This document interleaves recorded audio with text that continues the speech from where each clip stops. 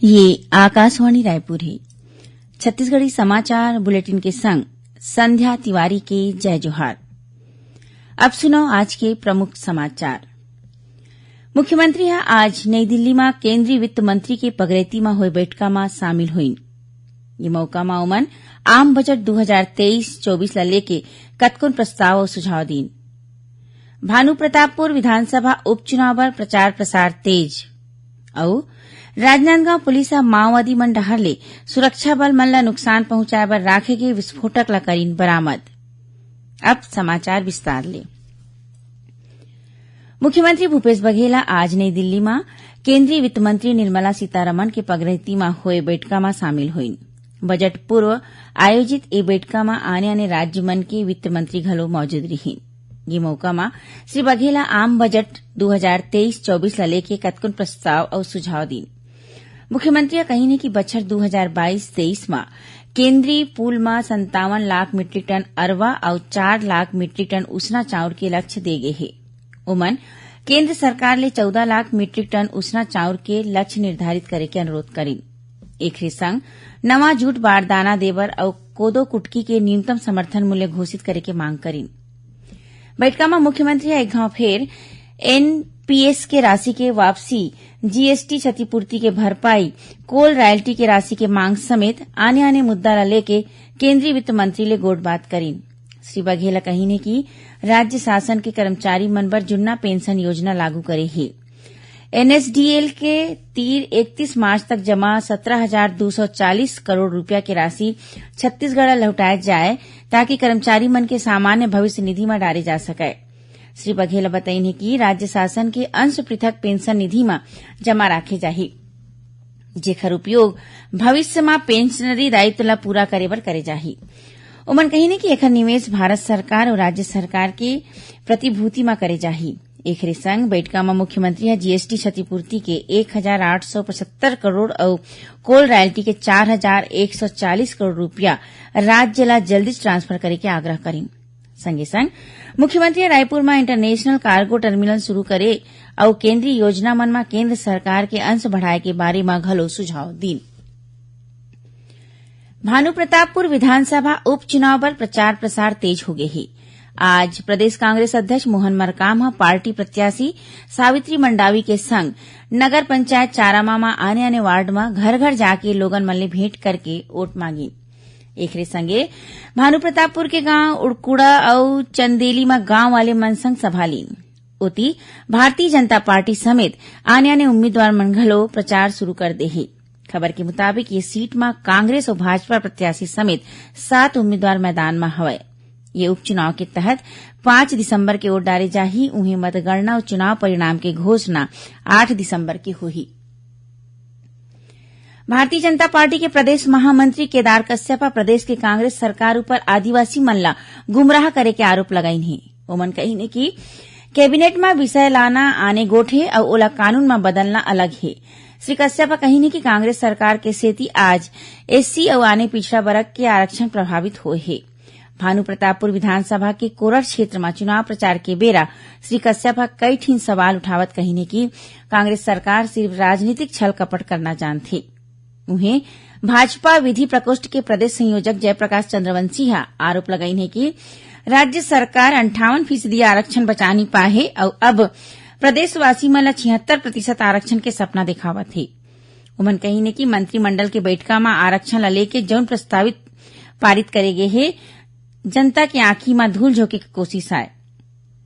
श्री चंद्रवंशी आरोप लगाइन है कि प्रदेश के कांग्रेस सरकार भाजपा सरकार डहार ले देगे और अपन कार्यकाल तक सुरक्षित रखे 32% आरक्षण के बचाव नहीं कर सकिस, बल्कि सुनियोजित तरीका ले आदिवासी आरक्षण में कटौती करवा दीस। उन्हें अब लोगन मन के विरोध ला देखत हुए कुल 76% आरक्षण के प्रस्ताव पारित करेगी, जौन संभव नहीं है। छत्तीसगढ़ी समाचार बुलेटिन आप मन आकाशवाणी रायपुर ले सुनत हो। छत्तीसगढ़ के खबर ले है आपकी वास्ता और खबर के विश्वसनीयता ले है हमार वास्ता। आकाशवाणी समाचार रायपुर के प्रादेशिक समाचार बुलेटिन के संगे संग हमार समसामयिक कार्यक्रम आप रेडियो के संग अपन मोबाइल में घलो सुन सकत हो। आकाशवाणी समाचार फेसबुक, ट्विटर और यूट्यूब में घलो हावय। हमारे फेसबुक पेज हरे Chhattisgarh news on AIR, Twitter handle CGAIR news और हमारे यूट्यूब चैनल हरे छत्तीसगढ़ AIR न्यूज। तो अब रेडियो के संगे संग आपके मोबाइल के माध्यम ले हम आप तक पहुंचत हन। छत्तीसगढ़ के हर खबर पर सुनत रहो आकाशवाणी समाचार।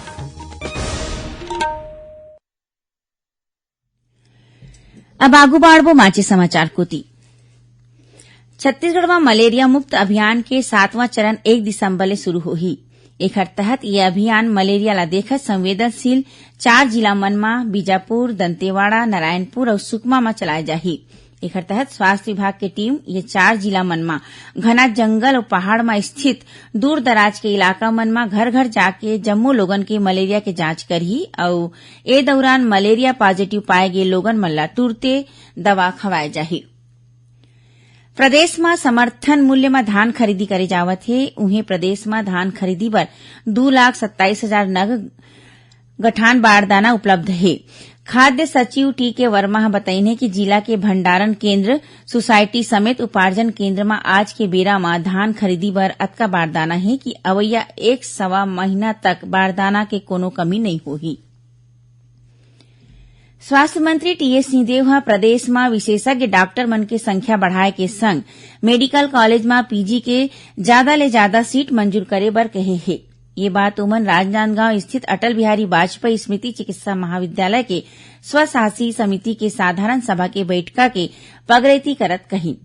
बैठका के दौरान नेशनल मेडिकल कमीशन के मापदंड के अनुरूप महाविद्यालय और छात्रावास परिसर में सुरक्षा बर सीसीटीवी खरीदे और स्थापित करे के मंजूरी देगी। उन्हें श्री सिंहदेव शासकीय दंत चिकित्सा महाविद्यालय रायपुर के स्वशासी समिति के बैठका में शामिल हुई। ये दौरान महाविद्यालय के लाइब्रेरी, स्टोर और सेंट्रल ओपीडी ला कंप्यूटराइज्ड करे जाए के मंजूरी देगी। रेल प्रशासन डहाले रद्द करेगे 2 ठीन गाड़ी की अवई जवई फेर ले शुरू करे जाही। मिले खबर के मुताबिक अवैया 4 दिसंबर के मुंबई ले चलैया मुंबई गोंदिया विदर्भ एक्सप्रेस के परिचालन नियमित रही। उन्हें 5 दिसंबर के गोंदिया ले चलैया गोंदिया मुंबई विदर्भ एक्सप्रेस के परिचालन घलो नियमित रूप ले करे जाही। यही बीच उत्तर पूर्व रेलवे डहाले दुर्ग सारनाथ के परिचालन अवैया 1 दिसंबर ले अवैया बछर 28 फरवरी तक आने तारीख में 76 दिन तक रद्द करे जाही। रेलवे प्रशासन डहाले जारी आदेश के अनुसार जाड़ा के सेती कोहरा ला देखत अप और डाउन लाइन में ये ट्रेन के अवई जवई रद्द करे के फैसला ले गे है। राजनांदगांव पुलिस माओवादी मन डहर ले सुरक्षा बल मन ला नुकसान पहुंचाए बर राखे के विस्फोटक बरामद करे है। मिले खबर के मुताबिक सूचना मिलते थाना प्रभारी गातापार उप निरीक्षक जितेंद्र डहरिया के संग पुलिस और सीमा सुरक्षा बल के जवान मन सर्चिंग में निकलीन।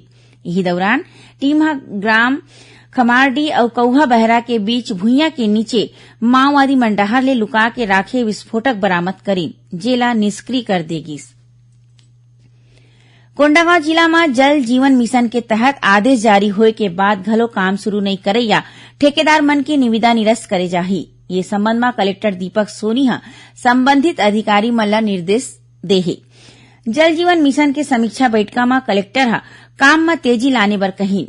ओमन कहीन कि ऐसा ठेकेदार जौन मन निविदा और काम के आदेश जारी होए के बाद घलो निर्धारित समय सीमा में काम शुरू नहीं करे है, ओखर विरोध में कार्यवाही करे जाए, फिर नवा निविदा मंगा के काम ला बेरा में पूरा कराए।